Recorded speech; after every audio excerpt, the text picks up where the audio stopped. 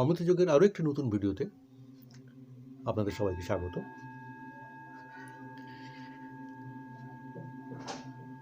এবং আপনাদেরকে জানাই আন্তরিক শুভেচ্ছা এবং ভালোবাসা।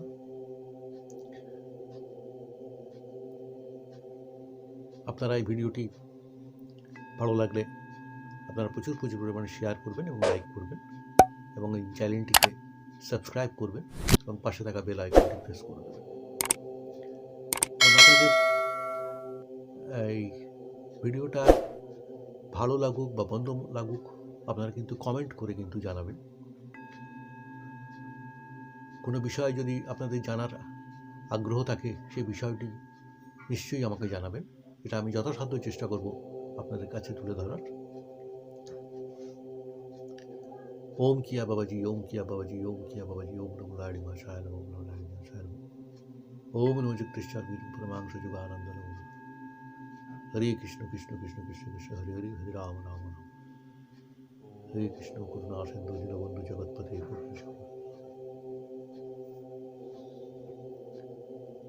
এই যে ক্রিয়াযোগ,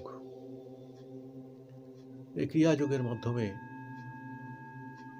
আপনি নিজেই কিন্তু জানেন না যে আপনি কোন জায়গায় পৌঁছে যেতে পারেন।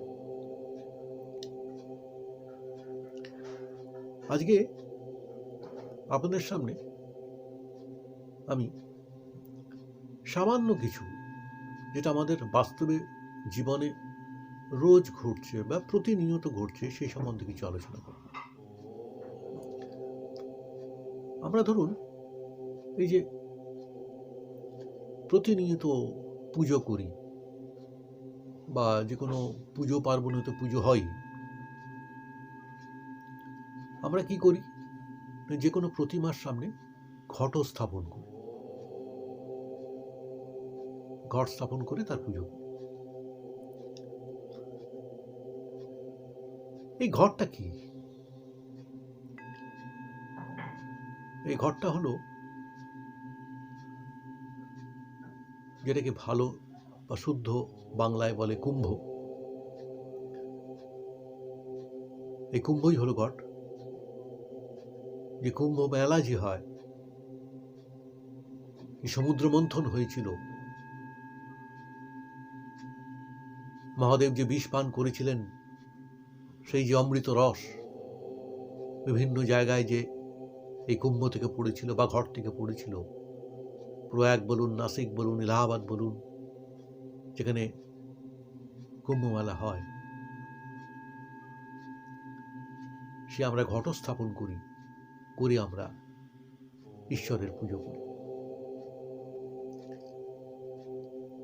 আদি অনন্তকালে কিন্তু প্রতিমা বলে কিছু ছিল না, তখন ঘট স্থাপন করেই পুজো হতো।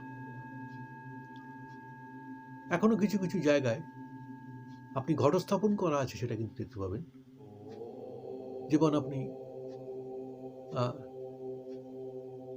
শখের বাজারের দিকে, বেহালার কথা বলছি, শ্রাবণ্য রায়চৌধুরীর বাড়িতে মা মঙ্গলচণ্ডীর সে 300 বছর থেকে সেই ঘটস্থাপনই রয়েছে। সেই ঘটস্থাপন করেই সেখানে পুজো করা হয়। এবং বহু বিভিন্ন জায়গায় রয়েছে, যেটা আমার হয়তো আমি অজ্ঞাত, আমি হয়তো জানা নেই। বহু বিভিন্ন জায়গায়, গ্রামগঞ্জে বহু জায়গায় আমি দেখেছি, সে নাম হয়তো আমার স্মরণে আসছে না। এই ঘরটা হলো, সবসময় মনে করা হয় ঘরটা হলো একটা দেহ, এবং ঘটের মধ্যে যে জলটা থাকে সেই জলটা হলো মন। এবং যে স্বস্তিক আঁকা হয় ঘটে, বা আম্রপল্লবে যে সিঁদুরের ফোঁটা দেওয়া হয়, পান বলুন, কলা বলুন, বিভিন্ন রকমভাবে যে দেওয়া হয়, সেটা হলো মঙ্গলের প্রতীক।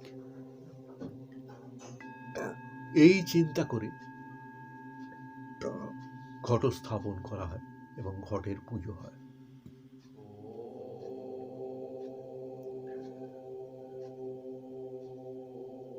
আমি আগেই বলেছিলাম, ক্রিয়াযোগের মূল মন্ত্র হচ্ছে মন।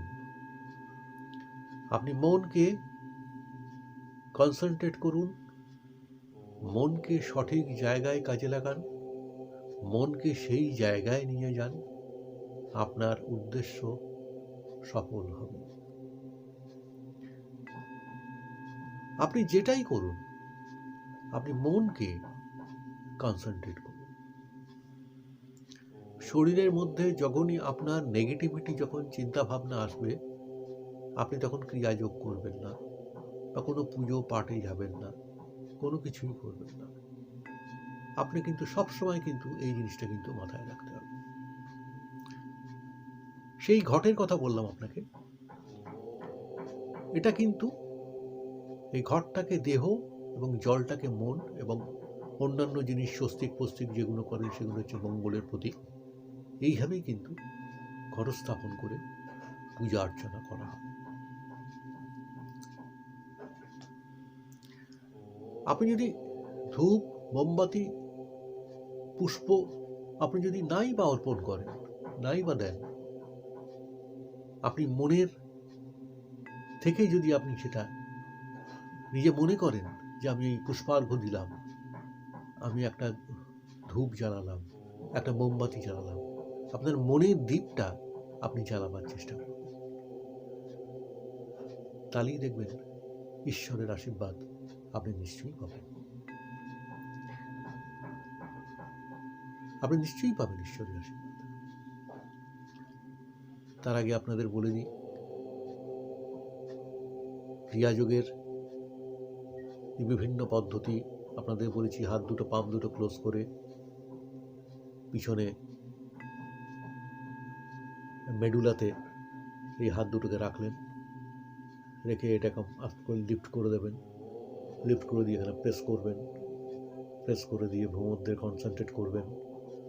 কনসেন্ট্রেট করে আপনারা breathe in, breathe out, breathe in, breathe out, নিঃশ্বাস ছাড়বেন, নিঃশ্বাস নেবেন, নিঃশ্বাস ছাড়বেন, নিঃশ্বাস নেবেন। নিঃশ্বাসের উপর কনসেন্ট্রেট করবেন, কিন্তু ভ্রূমধ্যে কনসেন্ট্রেট করবেন।